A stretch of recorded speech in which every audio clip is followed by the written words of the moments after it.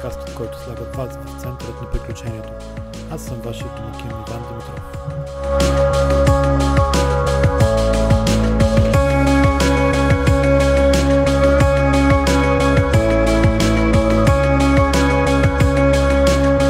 Hello everybody, welcome to Hill Season Podcast. Today I'm speaking with Charlie Sharpe. Charlie Sharpe was first introduced to me when he won Persenk Ultra a few years ago, and then he came back next year and won Persenk Ultra again. Apparently he's a professional ultra runner with more than 100 events behind his back, and today I'm speaking with him about his career and his aspirations for the future. Hello Charlie. Hello, how are you doing? Pretty good. Thank you for accepting this invitation. Excellent, yeah, no problem. Thank you for having me. Sure. We saw each other like a week ago around Persenk Peak. We saw each other in Rhodope village, where we met and had a few pleasant kilometers together on the snow, on the fresh snow. We did. Yes, lots of snow. Yeah, and you said that it was like a pleasant English summer, right? Yeah, the weather is like this in England in the summer. The same temperature. Perfect. Okay, so tell me, you've been here in Bulgaria a few times already. How did you get to know Bulgaria so good over the years? Yeah, so the first time I ever looked at Bulgaria, I was searching around the internet and I was looking for 100-mile races, 160-kilometer big ultra trail, and I basically just searched for ultra trail and then the country, so ultra trail in Bulgaria. All right. And I came across a few ultras and events, but the one that caught my attention was the Persenk Ultra. Mm-hmm. And after I had a little bit of a look around the website, I just checked to see if it was possible to fly there easily, and had a look on the map of Europe just to see where approximately I was going. And it seemed like everything was quite straightforward. Like the race was, easy to get to from an airport, and it had, a good amount of ascent, nice trails, and the pictures looked good, and the weather sounded nice. So I decided to enter, and yeah, this was my first time in Bulgaria. I travelled around the Balkans quite a lot, and I like this kind of area and the climate, the trails, etc.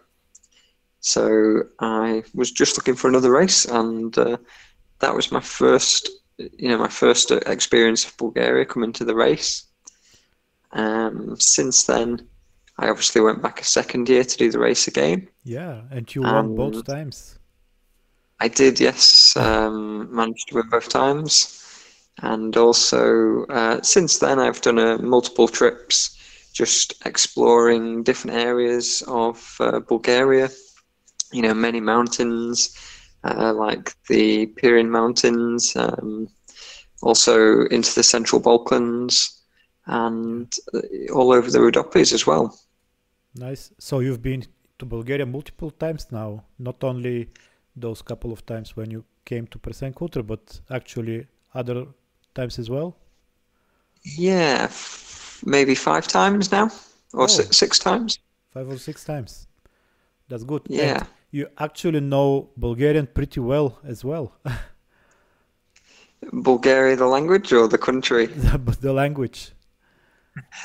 Да, аз уча малко булгарски. Много добре.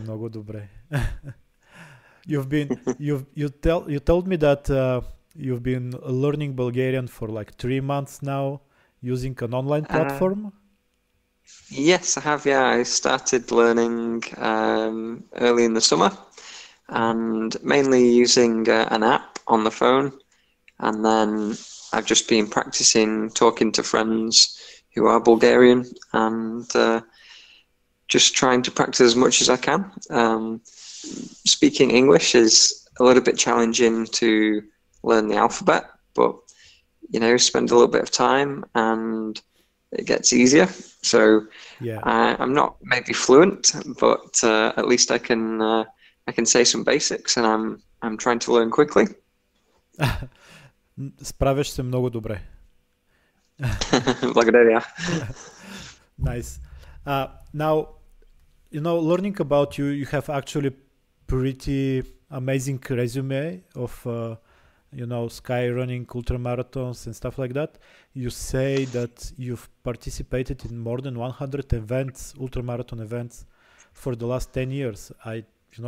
That's really amazing. That's like on average 10 per year, almost every month. Yeah, it is when you look at the numbers like that. Yeah. Yeah. How do you do that? It's a lot of racing. Yeah, I don't feel like it is a lot. So some of the ultras are maybe only 60 kilometers. Some of them are 80 kilometers, but yeah, there are at least, I think, about 25, maybe 30, maybe 35, which are 160 kilometers or longer. Wow. So yeah, I often use races and events as training for the longer races. So for example, if I have a 100-mile race or 160-kilometer race, then I might use a 100-kilometer or an 80-kilometer as part of my training. Okay. This year I didn't actually do many races, official races, because there was a bit of a lack of races in the UK. Yes. And as with a lot of places.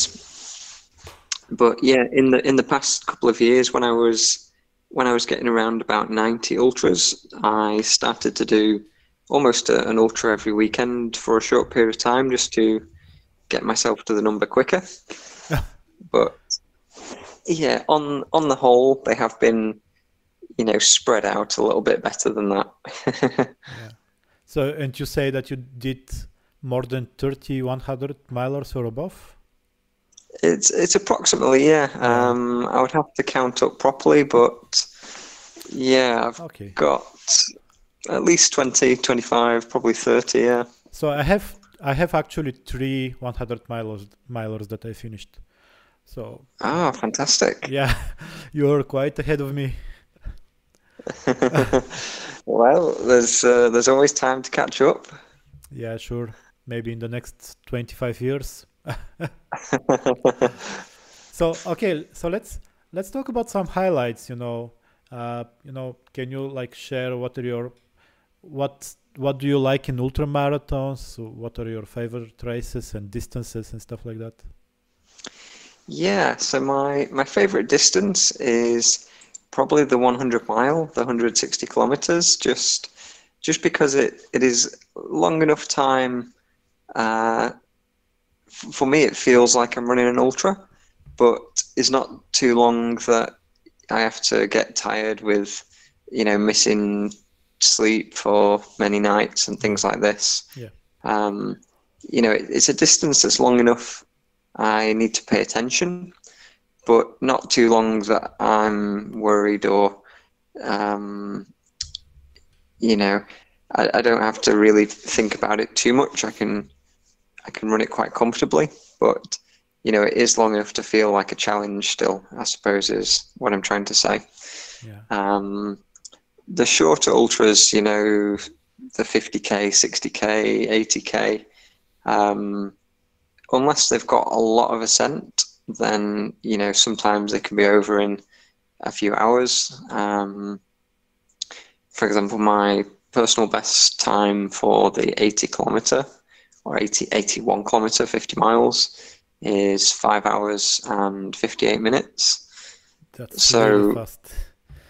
Yeah, it's not too bad. For me, it felt fast at the time. Mm-hmm. So to run, this kind of time, is a 6-hour run is not too long in the terms of ultra running. Yeah, that's correct. Whereas something like 100 miles, especially when you're in the mountains where you have, plenty of ascent and some technical terrain, some mountains, then it does feel much more like an ultra because, you're seeing the day and the night usually, And sometimes day. even the next day and the next night. Yeah, my personal best also for the 100 mile is 13 hours and 58 minutes. Okay. Which it was on a trail race, but a very flat trail. So nothing really for ascent, just a few bridges and a few little slopes. But, this isn't in the mountains at all. So we spoke about this race that is 100 miles from London to Oxford, which is on the River Thames, which I think is suitable for this kind of times, right? Yeah, I think so. I haven't actually been down there to do the race. For me, it would be quite a long drive to get there. Okay. Like for me, it would almost be as quick to go to Bulgaria as it would be to go down there. Yeah, catching a flight. So, yeah, and the weather would be better when I got there. Yeah, so this kind of race, if it was dry, then probably would be good conditions for such a time. So it was a similar race up in the northwest of England, where I'm from. And that was from two cities. The first one where we started and finished was Liverpool. And we ran 50 miles to Manchester. And then we turned around and we run back to Liverpool.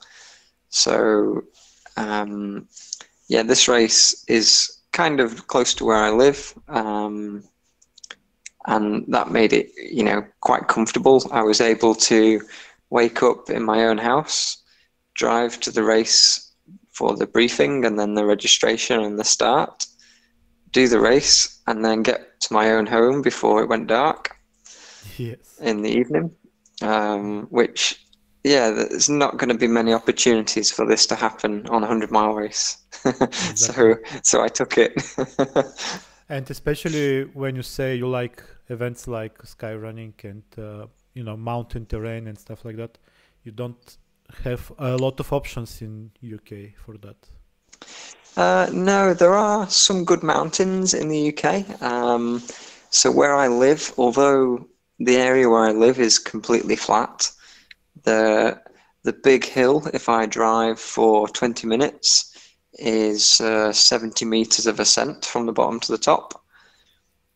That's the best I can do. 70 meters of ascent in how many, if I run about 2 kilometers from the bottom to the top, I can get 70 meters. Right. So this isn't very good for sky running training, I'll be honest. Yeah, I can imagine. But where I do live is about 90 minutes to drive into 3 of the national parks.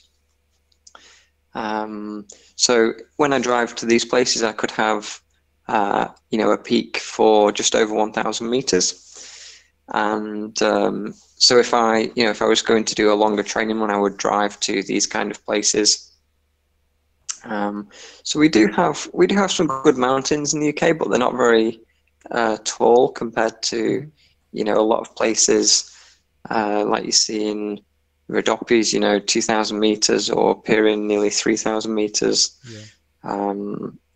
So yeah, we just get used to the smaller mountains, I guess, and we have to do more of them in a training run.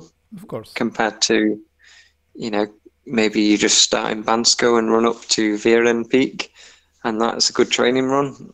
Whereas in the UK, maybe I need to do 3 times Snowdon, which is the highest mountain in Wales, for example. Right. And you also, I guess, doing more than 100 events, you're actually traveling a lot and using those events for, training. So you're always on the edge as a. Yeah, so I've done, like I say, it was over 100 ultra races. And if you think about marathons, I've done another 50 or 60 of those. Okay. And then 10Ks, half marathons. So there is probably at least 250 races, I would guess. Wow. Um, and yeah, so some of these, they're just short races, some of them like a marathon. Um, but yeah, I would spend most weekends, I would travel somewhere, maybe do a race. Not always, racing as hard as I can though. A lot of times I would do the race just for more of a training run, if that makes sense. Yep. Um, so, for example, rather than running from my own home and doing a long run for 3 or 4 hours, maybe I could find a trail marathon and go and do that. And it just makes it easier having the support of checkpoints and things. I don't have to carry, lots of water or lots of energy and things like this. Okay, so with so many events that you've completed, I just have to ask you, what's your favorite race or races? It can be more than one. Yeah, so Yeah, it's a very difficult question for me. yeah, you have to compare. You have a lot of Yes. experience with everything. Yeah, so in terms of races, I have maybe favorite races for different reasons. So if I give you a few and I sort of talk you through. So probably my favorite race just for how extreme it was and just how adventurous it was a race by Skyrunning Serbia in the Sharpe Mountains, just south in Kosovo, near the Macedonia border. And this was, I think it was called Star Plansky Extreme, Yep. maybe. Maybe Star Planet Anyway, Extreme. yeah, that was it. So for this race, it was 50 kilometers with, I think it was about 5,000 meters of ascent or 4,000 meters of ascent. There was a lot of ascent, and I came in the second place just by a few minutes, but in just under 10 hours.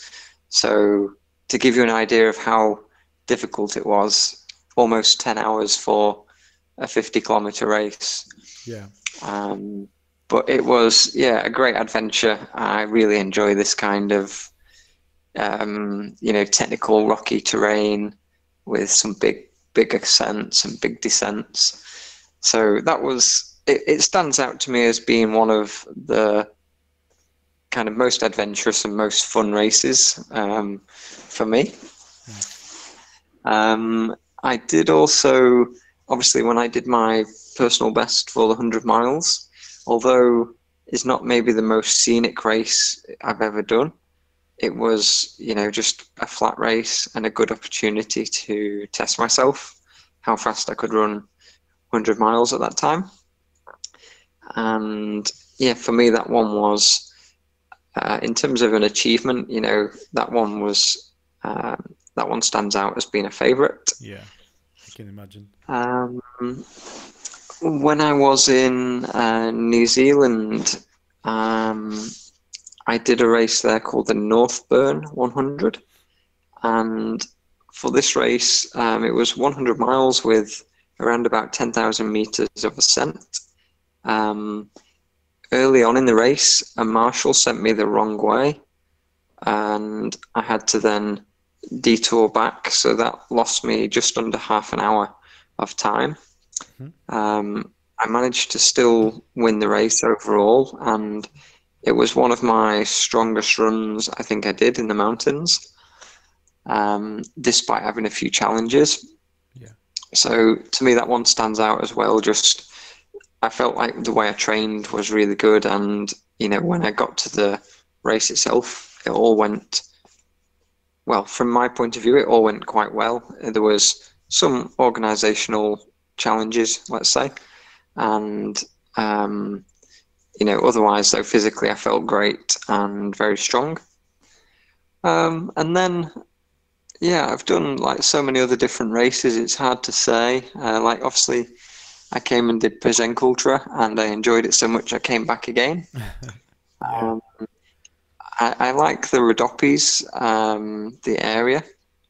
I did a race in Greece, the Rhodope 100 in Greece, and that was, one of the reasons I came to Bulgaria also because I enjoyed it that much yeah, in the Rhodope Mountains. I wanted to see them on the Bulgaria side also. similar. Um, yeah, and so probably if I said a final race, um, it's quite difficult again, but let me have a quick think. Ooh. Um, yeah, it's hard to say. Like I say, there is so many different options. I could name lots of races for different reasons. So Yeah, let's leave it at that, shall we? And then yeah. we're not Well, not just listing all the races I've done. well, I guess with so many events behind your back, your answers were kind of unpopular. One would imagine that you would kick all the bucket list races like UTMB and stuff like that. But Yeah, I've done a lot of these races. UTMB I wasn't very excited by. I mhm, did do it in I think 2014 or 15. But yeah, to be honest, I preferred the Persenk race by a long way. oh, The the UTMB for me, it's the city in Chamonix where it starts and finishes. For a start, was just too many people there. There was crowds everywhere. At the start of the race, it's hard to just get going because you're running through the narrow streets. And then overall, yeah, there is some beautiful scenery. Um, I think, you should try and tick all the races off, really. But yeah, for me, it's quite low on my races actually. But it's definitely something everyone should tick off, I guess. yeah, Go and experience it for yourself. It might be your favorite race. You never know. you never know. Well, the thing about those races is that if you're like me, I'm only running like 3 or 5 races per year, and ultra marathons, and there would be only one main event of the year. So for me, that would be the bucket list race like UTMB or um, Ronde del Chims, in Andorra or something like that.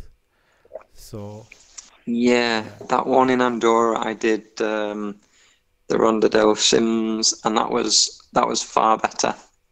I yeah, really enjoyed that. It was very challenging. 400 miles. I think there was almost 14,000 meters of ascent. yep, yep. Um, yeah, it was a great event. I really enjoyed that. Definitely a very challenging one. Okay, so next question is, what event you haven't done and what want to do? Oh, good question. So there are obviously a lot of events around the world. Um, One of my kind of crazy ideas was to try and do a race in lots of new countries. And then eventually, like for example, I could do a race in all of the countries in Europe.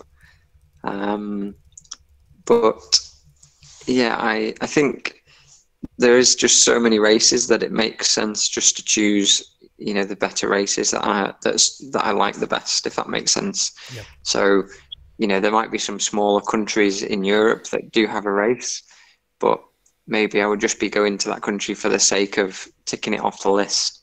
So instead, I want to focus on doing races that excite me and, that interest me more. Yep. Um, so I'm not necessarily trying to tick off every country, but some of them that stand out. One that just came to my head when you asked the question is Rinjani 100 kilometer, and is somewhere in Indonesia, I think. So somewhere in one of the Asian islands there. All right. And it's basically on a volcanic island by the sounds of it. There was something crazy like 10,000 meters of ascent in 100 kilometers. It just sounded like really extreme, and for some reason I've never quite got there yet. But it does sort of pop into my head every now and again. I think, oh, I could do to go over there and try some races like this. Can you repeat the name again? I think it's Rinjani, Rinjani. All right. Yeah, I think it's on an island called Lombok, if I remember correctly. Mm-hmm. I'll Google that after the podcast. Yeah, I don't think it's not like one that's perhaps as well known as, you know, your UTMBs and things, or Mount Fuji, for example, but it's just, like I say, I searched through the internet for finding these races, and that was one that came up. I think I remember when I looked at events that are qualifiers for hard rock, because I wanted to get into the lottery. I think one of those events in either Indonesia or Philippines, I think there are actually two events that are hard rock qualifiers, and the main reason was because of, you know, the extreme elevation gain during the event. Yeah, I think so. Yeah, and yeah, you mentioned hard rock. There's a few, obviously the big popular ones in America. I haven't actually been over to America to race before. I don't know. It just seems like such a big place that there's so many races there. Like, where would you start? So yeah, I guess I just haven't got over there yet. I might never come back. Yeah, with COVID, you never know. Yeah, you never know. So yeah, there are, you know, races over there that, like I say, they're like bucket list races, aren't they? Like the Hard Rock, for example. Leadville's another popular one, and then the Western States, the sort of main ones I've heard of. Mm-hmm. But yeah, like, I just feel like there is so much more to do closer to home before I even need to go, you know, much further. Yeah.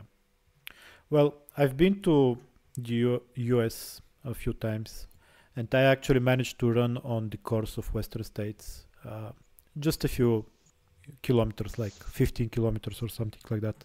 Ah, fantastic. Yeah, and, you know, during the summer, well, during spring actually, but you know, I was not like, you know, this is the most amazing route in the world. It was just a trail for 15 kilometers, nothing special. But I guess the event makes it special. So yeah, exactly. Yeah, when you get all the best people, all the best runners in the world in one place, with all the support crews and organizers and volunteers and stuff like that, that makes the event special. It's not only the, you know, the scenery or the view or, you know, the technicality of the terrain or something like that.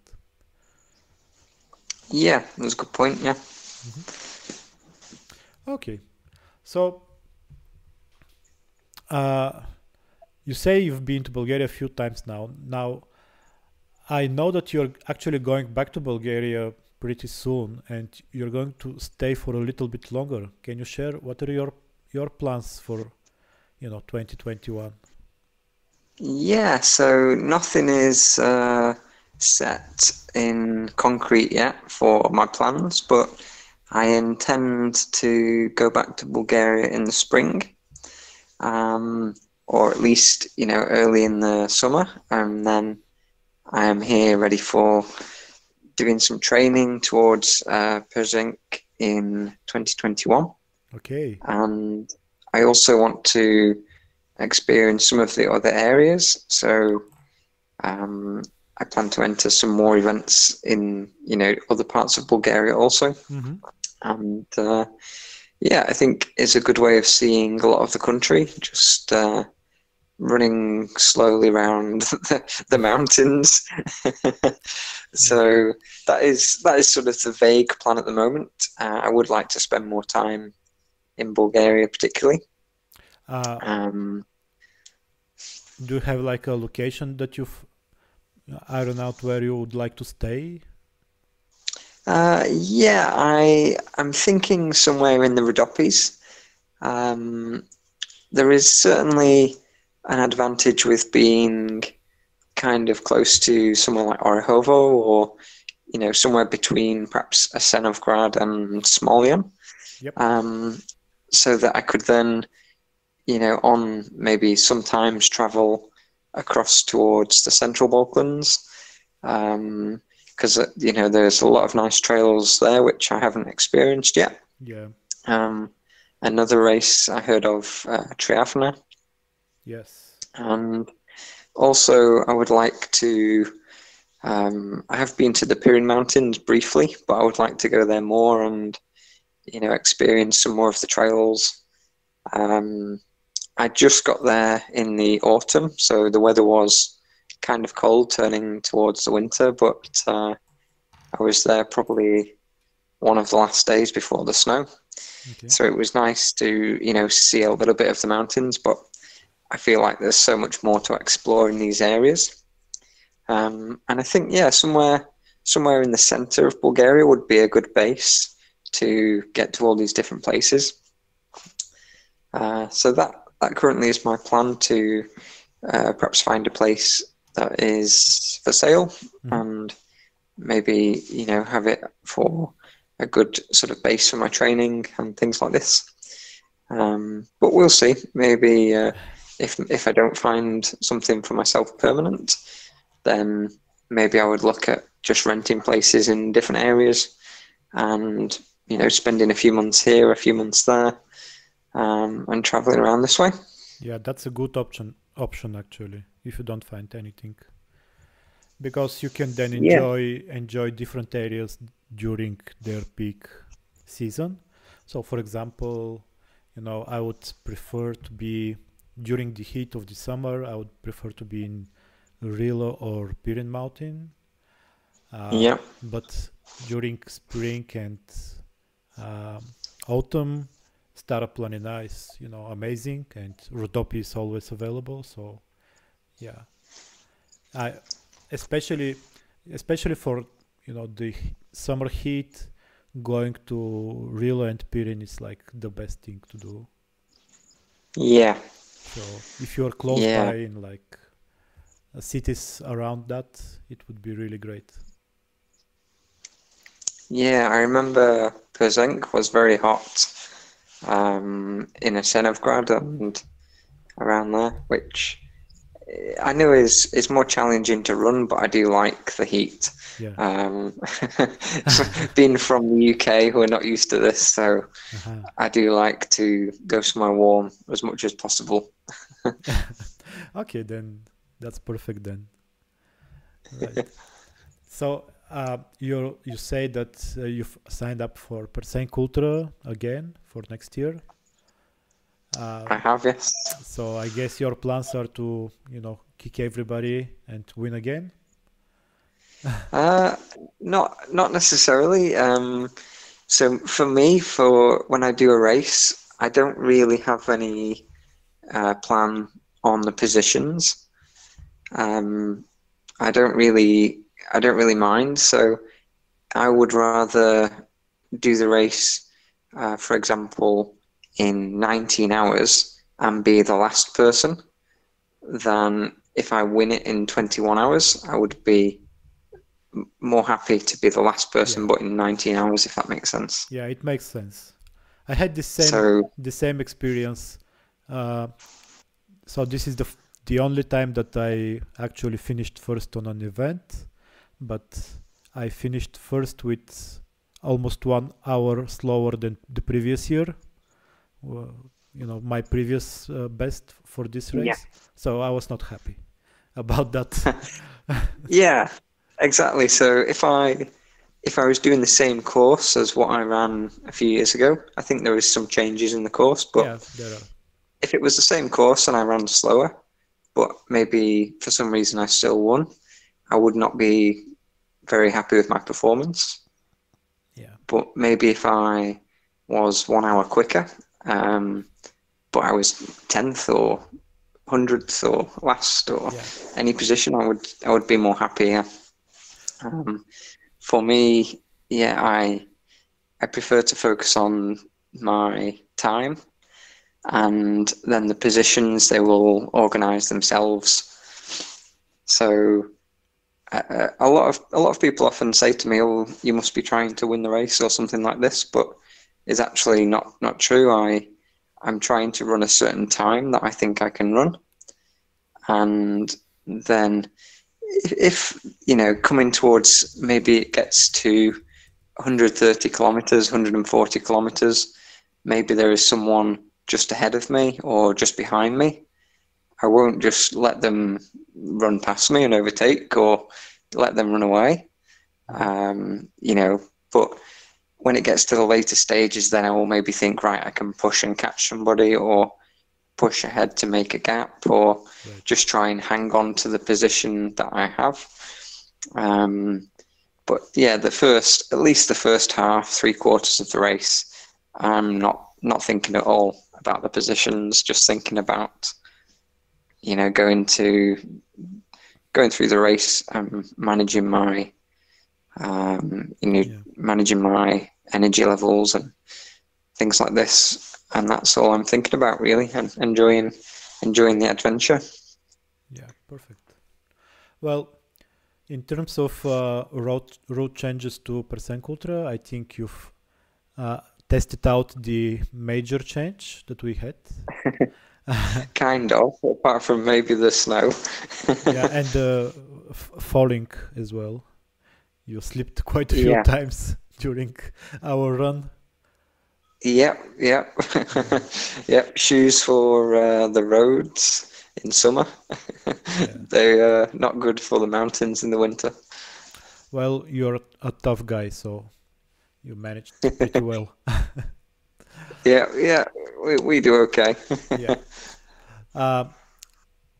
A few more, two, three more questions. Have you decided on any other events in Bulgaria that you'd like to try out?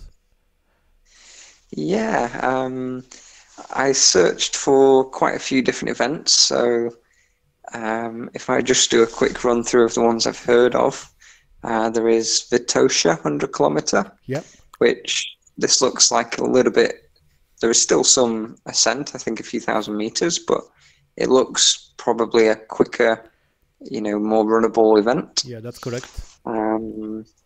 I've seen the Persenk Ultra in the Pyrenees Mountains, obviously. That's on the opposite side of the scale. So if Vitosha 100 is runnable, Persenk Ultra is, a lot more technical. Yeah, when I did Persenk, a lot of people, they tell me, they ask me, do you like the mountains? And I say, yeah, I love the mountains. And they say, you need to go to Persenk. Everyone said you need to go to Persenk. And then also I went to Bulgaria. Yes. And I hear the Triavna Ultra goes past here. Yeah, also another great event. Yeah. Yeah, which sounds really exciting. And then there was also some shorter events. There was a trail marathon, something. It has a goat on the website, like on their logo. I think it's Kujakaya, maybe. It could be, yeah, it could be. A goat. So I've seen a few of them around there. Yeah. And also, I found a website. It was perhaps marathon.bg, maybe. Okay. I don't know if that's but they had some uphill races. So the race was from the bottom of the hill to the top. Yeah, they have a few of them. Yeah, I did the route for the one towards Botev Peak from I think it was from Kalofer. Yeah. It was in this region, so yeah, I was traveling in the area, and I thought I would use the route just just to experience this mountain. And yeah, if the times worked out, I would love to try a couple of these. They sound difficult. Yeah. um, and then there is the Chepelarski Turkula, is it? Close enough. Chepelarski Târcăla. Turkula, da. Yeah, this one I've heard of also, and yeah, there sounds like lots of different races there. There's the K3 Ultra Yes. in the south, and Thracian Ultra. So I think with all these different options, I would love to be able to fit them all into 1 year, but I think that might be asking a little bit too much. we So So to give you a little hint, uh, almost every year we try to organize the dates of the events so that major events don't overlap on the same weekend, and yeah, for some events even that they don't overlap on the same month. So for example, that's why Triavno Ultra, Persenk Ultra, and Pirin Ultra, which are the longest races in Bulgaria, longest races in Bulgaria, they are all on separate months. But then, yeah, like trail marathons, they can be, they are probably like once per week.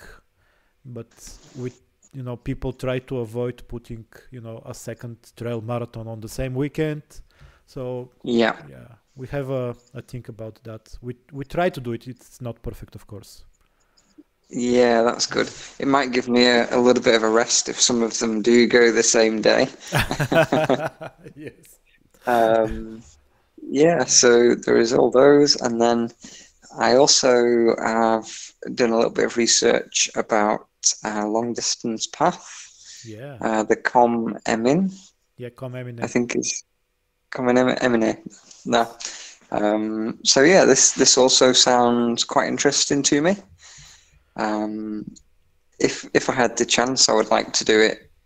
I can't remember the distance, but maybe over a week or two, just to try, just to try the trail and see how it is. Yeah. Um, just for a bit of an adventure. Yeah, that's another area that I wanted to jump into, but there is one more that I actually did this year. I managed to finish it. It's called E4. It's just E4. Ah, Yeah, it's another long distance path. It's around 230 kilometers, but it's much more technical than Com Emine. So oh, it's shorter, it's less elevation, but much more technical, and it usually takes, 5-6 days to hike it, but you can do it in less than 3 days if you're running. And there are yeah. a few people that try to do FKT attempts there. We have a person that did Ah, this sounds pretty good. exciting. Yeah, and Yeah. this route goes from, it starts in Sofia, climbs Yep. to Vitusha mountain, and then goes through Rila and Pirin mountain and finish on the Greek border. Ah, fantastic. Yeah, I will take a look at this event. It sounds very good. yeah, you should Or this route. definitely, Yeah. at least, explore what are the options there, because I can recommend it as I've been there. Yeah, fantastic. Yeah. I will definitely have a look at this. And yeah, already my list of races has got longer, and I haven't even arrived. Yeah. Well, we are counting on you to try them, all. Well, maybe not 1 year, but we will try. Yeah. All right. Don't be modest. You'll do them all. We know. Okay, so another question about those long distance routes. Have you done any of the FKTs and stuff like that on routes without No, any races on them? No, I haven't done any of the FKT sort of routes. I think for these, a lot of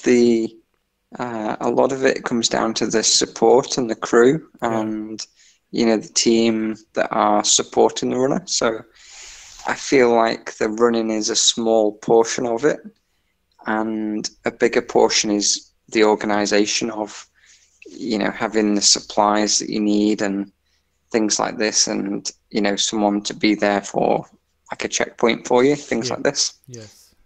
So whilst I would be interested in doing this kind of thing, I just feel like it's a big demand for somebody else to follow me around, to look after me when I'm running, if that makes sense. Yeah, it totally does make sense. Yeah. Yeah, I think these long distance trails are really interesting. For me, I think I would like to do them,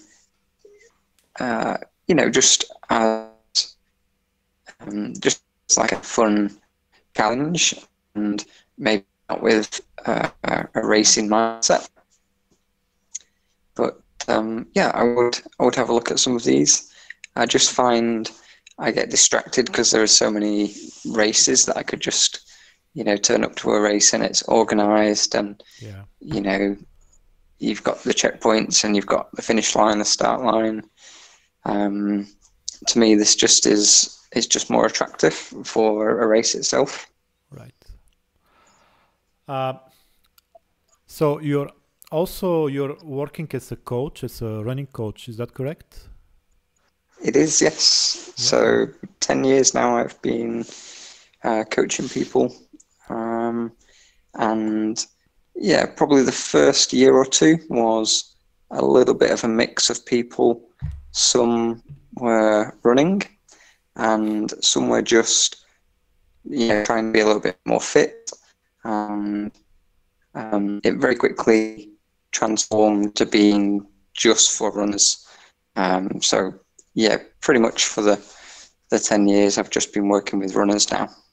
And you're also helping them run like ultra marathons and stuff like that? Yes. Do you have like a speciality in running that you try to do, or? Do I have what? Sorry. Like, do you have like a speciality in as a running yes. coach? Yeah, I only really work with people who are already running. So they're not total beginners to running, but maybe they just did some, road marathons, or maybe they've done some trails, but not very long. So they already have some experience, but they want to learn how to run these longer events. Maybe they want to do their first 160 kilometer, or maybe they've already done a couple, but maybe it's not quite gone right for them. Maybe they had lots of issues. So yeah, most people are training for an ultra, whether it be something like 80 kilometers or 160 kilometers. Some of them training for some triathlon also, but they want to mainly do an ultra at the same time, or in the same season, if that makes sense. Yeah, it does. So yeah, they're not always running ultras every week, and they're definitely not not people who are like world class and winning all the races. They're just normal runners that want to do better. Yeah. So let's say some of our listeners would like to contact you for coaching session. How did they find you? Yeah, so if they did, they could go to my website, is probably the best place, which is runningrriotcoaching.co.uk.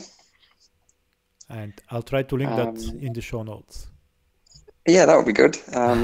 I do have also Facebook, and you can search for Charlie Sharpe, just my name, Running Riot Coaching on there. We'll also bring up my Facebook, and then you could find the website from there. So the website is the easiest way. There is some information on there about what kind of things we do. Yeah. And if you are interested, there is a contact form. So, you can get in touch there and I will reply back. And usually arrange a phone call to see if the client's goals, if they match up with what I do, and if I feel like I can help them, then we can, talk in a bit more detail. Cool. That's nice. And maybe eventually when you come to Bulgaria, you'll have also running partners as well.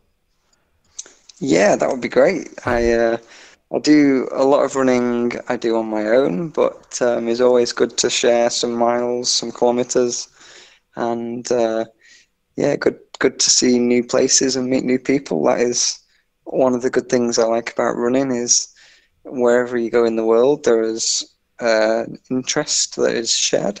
Yeah. And it makes it easy to meet people and just experience new places. Yeah, that's correct. I actually remember a story from a couple of years ago. A group of friends, we were in Hong Kong for the Hong Kong 100 race, and we were just like running around the local mountain, and we were lost actually. But just a random guy stopped.